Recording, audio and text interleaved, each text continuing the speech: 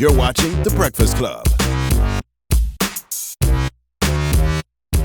Morning, everybody. It's DJ Envy, Angela Yee, Charlamagne the God. We are The Breakfast Club. We have a special guest in the building, author Dr. Sheena Howard. Sheena Howard. Good morning. Sheena's very decorated. You got a lot of awards, accomplishments. Tell them a few.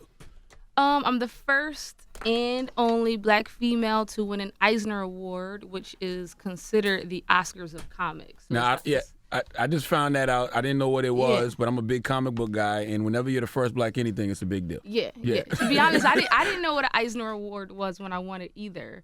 Because I haven't been like a comic book fan like as a kid. I just happened to study comics at Howard University when I was doing my PhD. Oh, so when I got the award, I was like, oh, I see the Hampton. Exactly. I see the Hampton sign, but you know.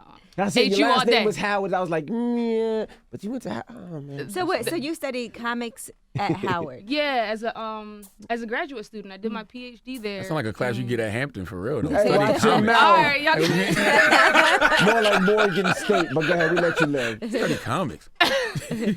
Yeah. So I was young when I started my Into the PhD. mic. I was 23. I was 23. So I didn't really have kind of like a focus on what I wanted to study. You know, I was just there. I didn't know what I wanted to do in the real world, so I stayed in school. And I just happened to be reading the Boondocks comic strip during that time. Okay, the Boondocks And is what the comic inspired. strip. Yes, in the paper.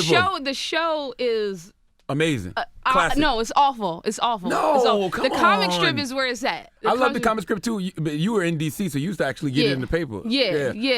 So you got to explain this. So you studied comics I did. in You can college? study comics in I've college. never Let the seen that people on the know. curriculum. I've never seen that in my life. 160-page dissertation on the Boondocks. Really? Why you don't like the TV show? The first 2 seasons were No. first 3 seasons were incredible. The comic strip is more witty, is smarter, and the show is a little more sexist, homophobic. It's too much. Depends what episode. Like the Dr. Martin Luther King episode was great.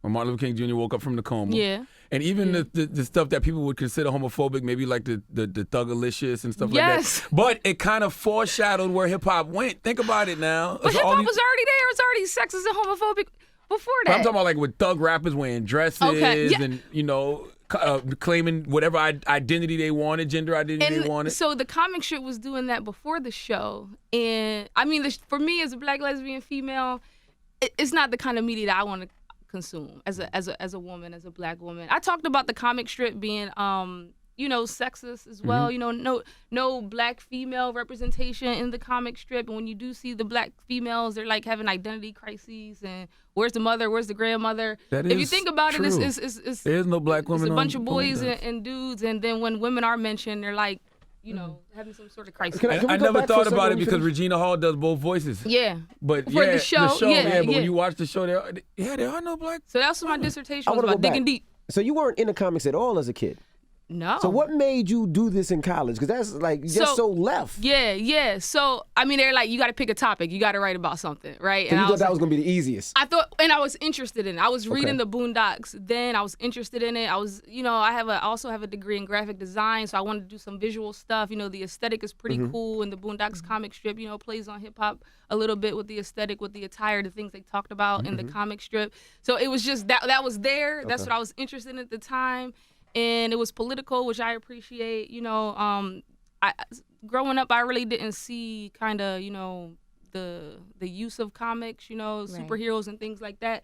But when I realized there's a whole world of like political comics that are making contributions and making statements, that led me into studying comics during like the 50s. Like what were comic strips saying? What work were they doing to challenge the status quo? Because we hear about the leaders and the speakers, but we don't hear about like comics. And That's amazing because school is actually what led you to that. I know a lot of people would be like, oh, you don't need to go to school to do things in the That's real world. true. But this is actually a way, it was a conduit for you to get That's to where true. you got to. Yep, that's dope. true. And so now I'm trying to, write my own politics into my own comic books and preserve the history, really. You would love Blue Marvel. Blue Marvel is a old Black character who John F. Kennedy, when he took his mask off, John F. Kennedy told him he can't be a superhero because he's Black. Like, which is crazy. 'Cause he was like one of the most powerful characters in the Marvel universe. But because he was Black, John F. Kennedy was like, they're not going to take you serious as a superhero. Even though he could kill the whole world if he wanted to. Yeah. No, those little subtle things when you really examine comics for the political commentary, it's actually really interesting. Some of it's actually really powerful. But Are you into any of the new stuff? Because it's very diverse now. I mean, I'm all Black Panther coming out 2018 into that. We had a nice little diversity curve within the comics field. The World in the of last couple Wakanda of years. with the Dora Milaje. Wakanda, Ta-Nehisi Ironheart. Coates. Yep. The new Iron Man is a black girl from Chicago. Rihanna. Okay, I didn't even know that. Yes. So I mean, we have a upswing in diversity in comics right now. It goes up and down. What about behind the scenes with the writers and the illustrators? So now that I'm writing a comic book, because I was studying it from like on the outside in, now I'm on the inside looking out. Mm-hmm. It's still sexist sitting in boardrooms with all men, mostly men. There are cultural barriers there. Just trying to be heard at the table, just like any other industry, trying to be heard even when you're there, it could be a little bit difficult. But just breaking in as a Black female is super, super difficult. And I broke in, not even as a comic book writer, but as a cultural critical scholar writing. So there's a lot of Black females writing and doing these things that don't get the opportunity because of, the gatekeeping of the industry, just like any other industry. How do you get the kids back in the comics, though? I mean, because as a kid, I would see it at every bodega, every corner store, and that's what you read when you was with your parents. The funny thing is, there was no Walkmans, no none of that. You read comics. I'm a comic guy, so when I'm in the comic book store, it's really just a bunch of grown ass men. Right? It is, and that's who they're marketed to. Yeah. But it used to be kids. Yeah. I think now with the movies help bring in a larger fan base. The movies do help bring in kids. But largely it's for, older white men really. Charlamagne fits that. Fandoms. Listen, I go to the comic book. I got 2 comic book stores I go to heavy. I love the comic book store. Yeah. And so, my comic book is out in the stores too. Hopefully you pick it up. What's the name of it? It's called Superb, and actually issue number 2 came out yesterday. And he has Down syndrome, right? Yeah, one of the lead characters is Jonah. He actually has Down syndrome, and then the other lead is a Black female. And it's really a coming of age story, and they're teenagers. So actually, tell us comic book for dummies, because I don't know, because I was thinking superpowers, but I don't know. They do have the Down superpowers. Person, but they're, what is his superpower? He's strong. He has he's strong, but he has the ability to silence people, stop them in their tracks. One of the things that was important to me, I'm like, if I was a kid with Down syndrome going to school, what would I want to do? Because people gonna tease you, people gonna make fun of you. I would want to shut you up. Like, you making fun of me, I want to shut you up. Right. So I gave him that power because I thought it'd be important. You know what's funny? I always hear you talk about media representation of LGBTs, but even with people like Down syndrome, Corky made it kind of cool back in the day. Remember, what was that, Life Goes On? No, I don't remember that one. I'm way older than you. I'm sorry. Yeah. I'm millennial. I'm millennial. Corky Thatcher, man. Corky Corky Thatcher was cool as hell. He was at Down syndrome as a kid, when he was starring on the ABC sitcom. And it's limited representation of, Because you can't think of anyone else besides Corky. Nah, Corky and that was it. a long time ago. Limited representation. So special needs. Your whole crew is like a crew of superheroes? Well, right now, so going forward, and I can't say too much about the issues going forward, but there will be a crew of teenager superheroes. Right now, the story issue 1 and 2 is focusing on these 2: Kayla, the Black female character, Jonah, the kid with Down syndrome, and they're trying to figure out their powers and who they are. And then we touch on fake news, fake media. We get into some of that stuff subtly because we're trying to get the kids and the teenagers, because these teenagers actually talk like teenagers in the comic book. And then we're also trying to get wider fan base with some of the political stuff that you'll see going forward. Sheena, what would your superpower be? My superpower would be to become invisible. Because as a Black woman, I feel a lot of times I'm invisible. Like, I'm on campus as a professor. I'm a professor, and I'm in a meeting, and, my white colleagues know me. But as soon as I'm out off campus, I see you in the grocery store. You don't know me. Like, you just don't recognize me. It's the weirdest thing. So why not get big like Ant-Man? Ant-Man can get real big. Because I want to be invisible and use my superpowers in different ways, in probably nefarious ways. Like walking to the fly on the wall. Yeah, you don't even know I'm here. I want to know what you're saying. Yeah. What kind of doctor are you exactly? So I have a PhD. So I'm a doctor of philosophy. But at Howard, I studied intercultural and rhetorical communication. So I studied the rhetoric of comic strips, and how the Boondocks crossed over. Because not just Black people were reading it. It was like a whole a crossover. Reached a lot of people. This is gonna be a stupid question, but I'm just curious. Oh, here we go. He's from Hampton. Emmy says it's a stupid question. Forgive him. No. Forgive him. Do all doctors allowed to put the doctor thing on their license plate? I'm just curious. I always wanted to know if you that. get a PhD. Or is it just medicine? Explain to Envy what a doctor is. Well, so really, if you have a PhD and you're a doctor of philosophy, really you only use it on campus when you're in the classroom in campus just setting. Curious. I think that's probably why you see a lot of like professors who like Mark Lamont Hill or those types of people. They don't really use their doctor. I'm just Sheena Howard, Mark Lamont Hill, because you really just use it in the context of education. Right. You did, but you can. I mean, you can. Dr. Dre. You did. Shut up. You did the Encyclopedia of Black Comics. Yeah, that comes out September. next month. Yeah, September. That was. What's that about? So that is, like I said before, I'm trying to preserve Black culture in comics. I don't think it gets preserved enough. Like, thousands of years from now, and you're like, what were Black people doing here? One of the things they were doing were writing comics, challenging the status quo. So that book is basically over 100 entries of Black people in the comics industry that have been doing stuff. So, of course, we talk about like Aaron McGruder, Reginald Hudlin, those types of people, Barbara Brandon Croft. And I made it a point to have at least 50% of the book be Black women, even if they're not like, world renowned or published by Marvel or DC, because they're out there. Sometimes we're like, where are the Black female writers? They're out there, and they're doing their thing. Is there a lot of them behind the scenes? Because the truth is, I never even thought about it. There are a lot of them self-publishing and doing their own work and creating their own fan base. There are not a lot of them that are actually getting the opportunity to write for major media companies like DC, Marvel, or even places like Lion Forge, where I write for. We're still trying to break in. It feels like those places, like whoever works there, because I really don't read comics. Yeah. But it feels like they would have everything kind of on lock. Like they have their own. They do, and they're fanboys. Like the guys at the table are fanboys. Oh, absolutely. And they want to work with the writers and creators that they're fanning off of. And it's difficult because in order for a Black female writer to break in, they want that person to have a monthly title. Like they want them to have already written for like DC or Marvel in order to get in. It's like, but I have experience self-publishing, so how do I get in if you want me to have this experience, but you're not giving me the opportunity? Right. I got in because I won an Eisner Award, to be quite honest. I wonder if Ta-Nehisi has Black female writers, because he does the world. He was doing the World of Wakanda, and that focused a lot on the Dora Milaje. They brought in Roxane Gay, who's actually a professor, and she's a Black female writer. They brought her on. That was a big thing. It had a New York Times article. So even with the there's Nyla Magruder. There are Black female writers that have managed to penetrate. Because there's so many Black women storylines in that comic. Like even with the new one, Black Panther and the Crew, is Misty and Night and Storm. And I wonder. Yeah. Now, why did you create a superhero with Down syndrome? Like what? So that was actually, Lion Forge came to me and they had this shell of an idea. They're trying to make comics for everybody, right? And so they had this shell of an idea. I think the story is a little bit personal to the owner of Lion Forge, who's actually a Black guy. And me and the co-writer are just there to basically make that dream come to life. You wrote a book too called Black Queer Identity Matrix. Explain that.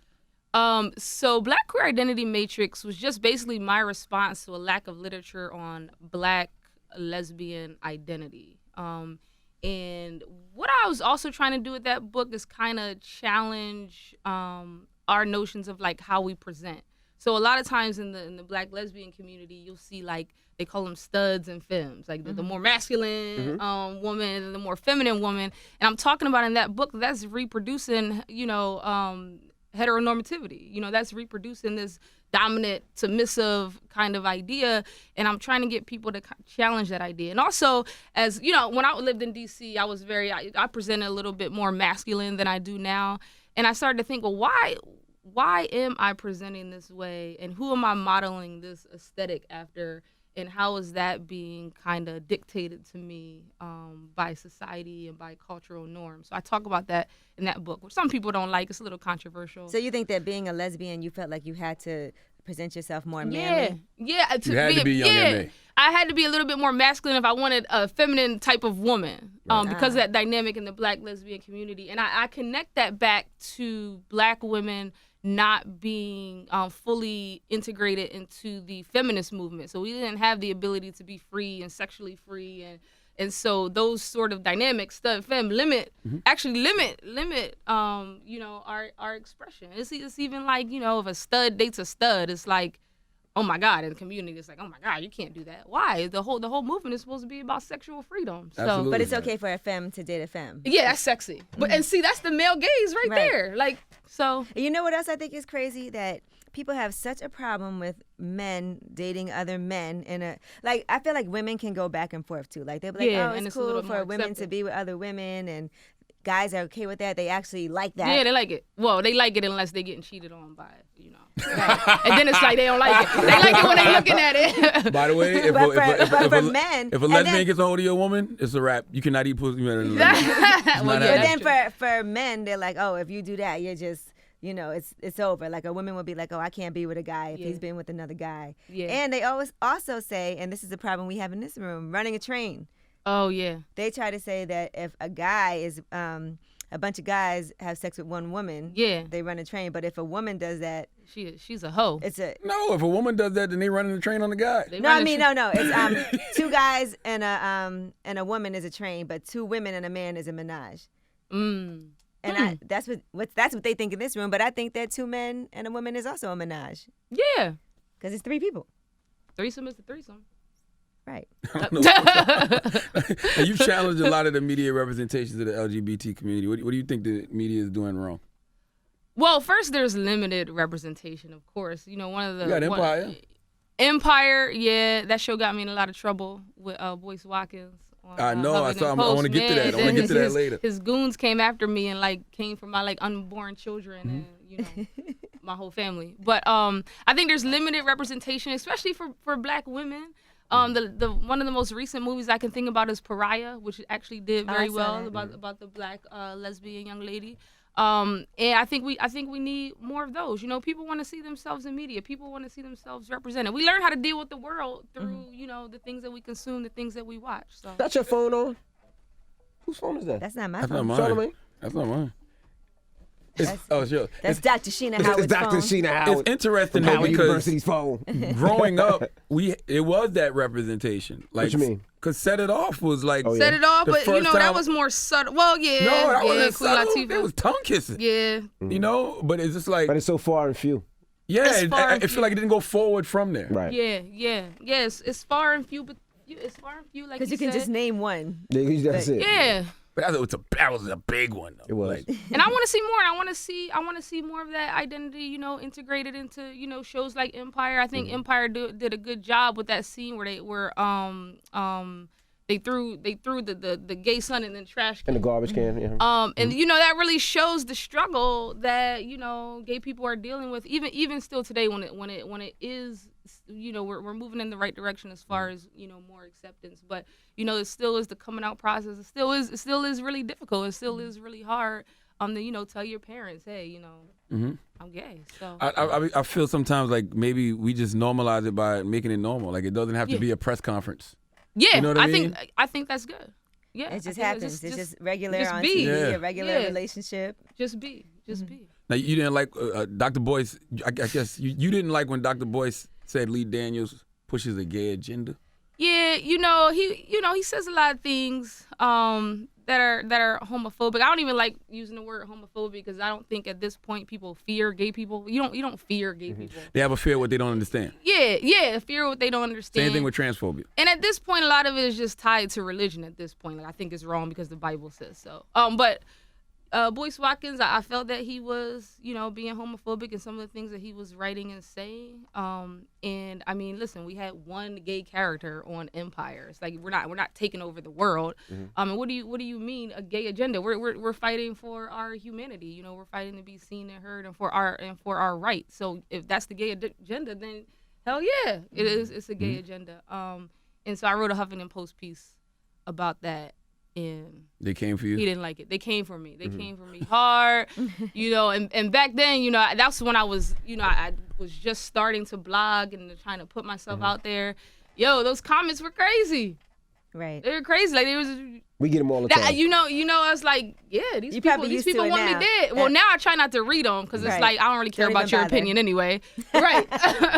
So you can't read them because it'll drive you crazy. You probably read them. Oh, I love it. Me and you block them. It keeps me sharp. I block them. Block them and immediately block them. You got to know what you're dealing with, okay? Because I want to be just as sharp and angry and evil as my slanderers. But I don't want to be sharp, angry, or evil. Like, sharp maybe, but not angry or evil. Like I don't want people. I don't want to feel like people change how I am as a person. Yeah. I don't ever want to be like an evil person just because other people are evil. I'd rather just be who I am and not be affected by it. Well, and that experience, it showed me how the vast amounts of black people in the black community that really do hate gay people.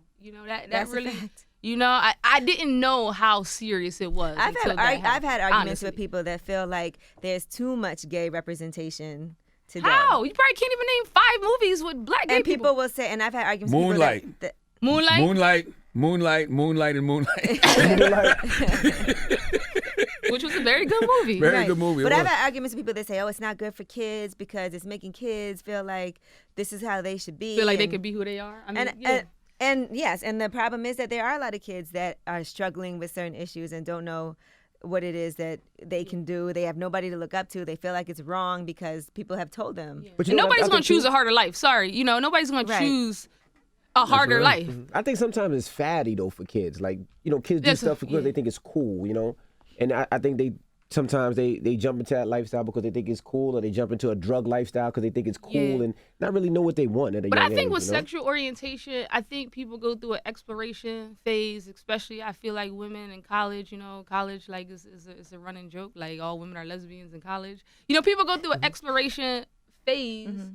I think that's okay. I mean... Right. Why not? The representation thing, I always tell guys. Charlamagne went through it at one time. No, I didn't. I tell guys, like, you don't have a problem with a dude portraying to be a drug dealer, portraying to be a gangbanger, portraying to be super violent. Mm-hmm. But then when it comes to sexual orientation, that's the end of the world. This is what's going to destroy us all. Yeah. When I'm pretty sure street shit, that criminal shit has done more damage to the black community than gay stuff. Yeah. Yeah. But I also think opening up is better. Like, what do you mean? What do you mean opening up, sir? Like you look at your dad, right? And even my dad. That's one thing that they didn't want for their son. Us growing up, they just did not want that, and it wasn't accepted in the black community growing up. For me, if my son came out and said he was gay, I wouldn't have a problem with it. I'm more accepting to it. Yeah.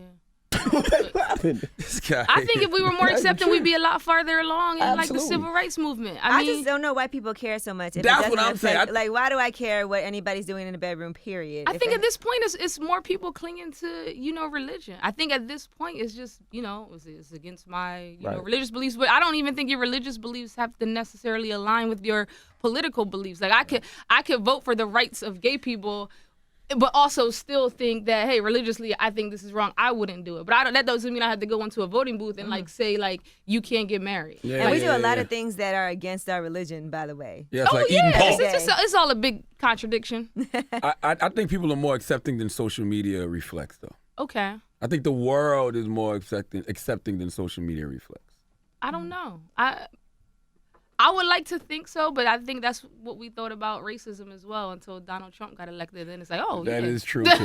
That is very. You just wrote a good article for the Huffington Post about that. You said Nazis should not have the right to rally, and I agree with that. Uncomfortable truths. I mean, I feel like the laws do allow for the discrimination and violence against black people, and when you take the First and Second Amendment and you say these neo-Nazis are allowed to show up and protest with guns, what do you think is going to happen? Right. It's going to be violent and people are going to die. They shouldn't. You think about like Germany. You're not allowed to hail Hitler. Nope. Because they learned from their mistakes. Right. Yep. And America hasn't. Neo-Nazis shouldn't be allowed to march, protest or march or organize because it's a hate group and because it's dangerous for black people. But they won't label it. They won't even label them a hate group. They won't. And it's also interesting because the Constitution doesn't say you have the right to peaceful protest and peaceful assembly. right? And it doesn't say you had the right to protest with semi-automatic weapons. Yeah. And they will shut down something like a Black Lives Matter rally and not give them a permit. Yeah, when you see the pictures of Charlottesville, Virginia, you can't distinguish between the neo-Nazi demonstrators and law enforcement because they're walking around with camouflage, semi-automatic weapons, the same way where we saw, the protests in Ferguson where the police had on militaristic attire and weapons. It's like, I don't even know who's who at this point. Right. Absolutely. So where can they find you, Dr. Sheena Howard? So they can find me on Facebook at Dr. Sheena Howard. You can find me on my webpage at SheenaCHoward.com. I also have a Remixing Colorblind page because I did a documentary in 2016 about race in higher education. So remixingcolorblind.com. And Superb Comic Book is out now. Where can they find the comics? The comics, you actually can get them on Cosmicology, which is owned by Amazon. But you can't go to Amazon. You got to go to Cosmicology.com. You can get the issues there.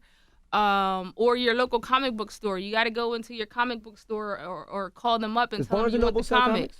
No, but sometimes Barnes and Nobles will sell the trade. So trades are like, let's say 5 issues of Superb come out. They put it into one book, and sometimes they sell the trade copy. So hopefully we can get in there. I'm in one of those now for Marvel. Are you? I wrote a comic earlier this year. Did you? Yeah.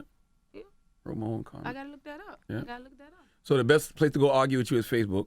The best place to argue with me is Twitter, actually. Dr. Sheena Howard on Twitter. That's the best place to argue on Facebook. Okay. Yeah, like I'm not going to read your comments, but I might respond to you on Twitter, and if it gets too crazy, I'm going to block you. Keep it respectful, please. Yeah.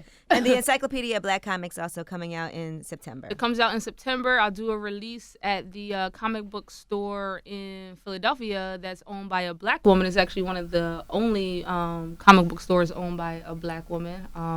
I'll do a release there of the book. What's the name of it? It's called Amalgam Comics and Coffee Shop. Wow. She's been getting a lot of press because there are not any other comic book stores owned by Black women. Dope. So I'll be there. Yeah. Dope. Dr. Sheena Howard. Thank you for joining us. Thank you. Appreciate it. It's The Breakfast Club, Miss Dr. Sheena Howard.